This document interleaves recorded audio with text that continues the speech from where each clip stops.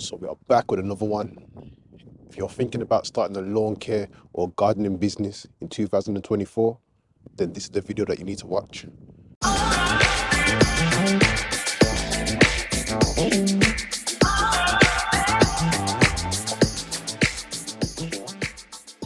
Let's get right into it. I'm going to break down some of the steps that you need in order to set up a business and get it running. Um, let's start with equipment. So equipment, it's subjective to what you need. But I've got here just the basic equipment that I started with. So the mower, like I said before, you can get a new or a used one. I'd recommend used because when you're starting out, money is kind of tight and you're just trying to build your clientele. So if you get a used one or someone gifts you one, you know, when you make the money back, you can reinvest it back into the business. In terms of the mower, I'm not really sure about the specs and all that, but it's decent enough. It cuts the grass. And I got two different sizes. I got a big mower and I got a smaller mower that I can use to get through tight situations, or sometimes I gotta carry it through houses or the gate's not wide enough. So yeah, it helps me out. Here, I've got two blowers. One of my blowers is bigger for when I'm doing like leaf removals or bigger jobs, and this one's just a small one that I use just to tidy up gardens when I finish. So after I finish trimming or mowing, I can just blow off the grass off the patio or whatever it is that needs tidying up, or just general leaves or whatever it is that needs clearing away. It's nice and handy as well. It's small, so it's not too heavy. Here I got hedge cutter. I got two hedge cutters. I got a long reach. I've also got a shorter one. The shorter one I use for just basic pruning on low levels. The longer one here, I use that for higher hedges or pruning trees that I can reach. I use this one most of the time, to be honest. Next one is a strimmer. You could use that to trim tall grass or weeds, or you can also use it to edge off the grass.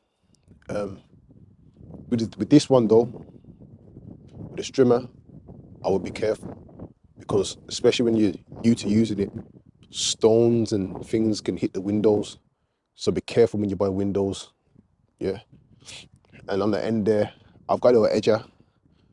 When I first started, I never used that, but now I've been doing it for a number of years. This is handy, especially when you got grass that's grown over slabs or patios and you just need to get it off quickly. That's the one that I use. As you're going along, you're going to build up your itinerary, so don't be too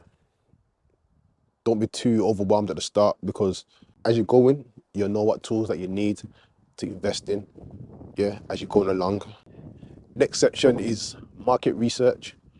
This is definitely a crucial one when you're starting out. You need to know who's in your area, what other competitors are in your area, and also, is there a need for your service in your area? Because there's no point setting up your business in your area expecting to get local business and nobody wants it. So I would suggest you go and do that straight away.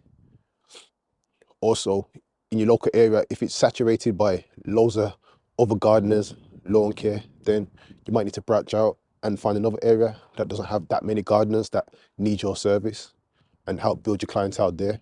And then you can branch out even further. Legal requirements or insurances.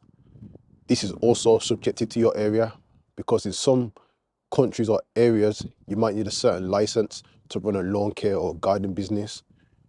And also the same thing for insurances. I would definitely recommend getting liability insurance, because that's going to cover you. Get that straight away, because if you do make a mistake or anything happens, at least you're covered.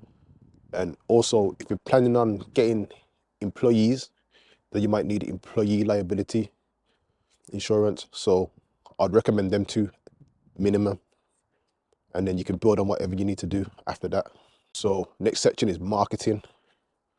With marketing, you can do flyers, you could do social media, you can have a website, you can have uniform, you can have van signage. You can also build relationships with local suppliers. So what happens there is you can go there and you can keep buying from the same people. Now you can build up a rapport with them. So when customers come into the shop and they need a gardener, lawn care, they can recommend your business, and that's a great way of growing. One of my biggest marketing is word of mouth, and also the van signage, because sometimes I park my van up and then someone will see the logo on the van and the phone number, and they might give me a call, or might be on a job. Somebody walks past and they might come over and start talking to me, and that also generates a lot of business. So I would recommend getting, if you got a vehicle or a van, getting your logo, your business number, website, whatever it is, on there, because that's just mobile advertising and it's free everywhere you go. So that will lead me on to customer service. So with customer service, you got to make sure that you're doing a good job, that you turn up and you're reliable, because that's going to be able to get people to recommend you to other people, and that's going to make your business have a good name. So when people mention your name, like Maxons or whatever it is, it's got a good rapport and people believe in you and they will talk highly of you. So the next section is pricing. At the start, this will be trial and error, but make it competitive, but make it fair, so you can make a profit, but also the customer can feel satisfied. Even to this day, I still get it wrong sometimes. So I'm still learning. You can have a minimum, which is good to start from, but also you got to go and see the job and make sure that you're pricing it fair, depending on the level of work that it needs, how high the grass is, how big it is, how much time would it take, how much equipment do you need to bring with you to do the job. All these factors you got to pencil in. So yeah, just be fair and be competitive. And remember, this is seasonal. So you got to think about what you can do in the winter months, because when it gets cold and it's freezing, you can't be cutting grass.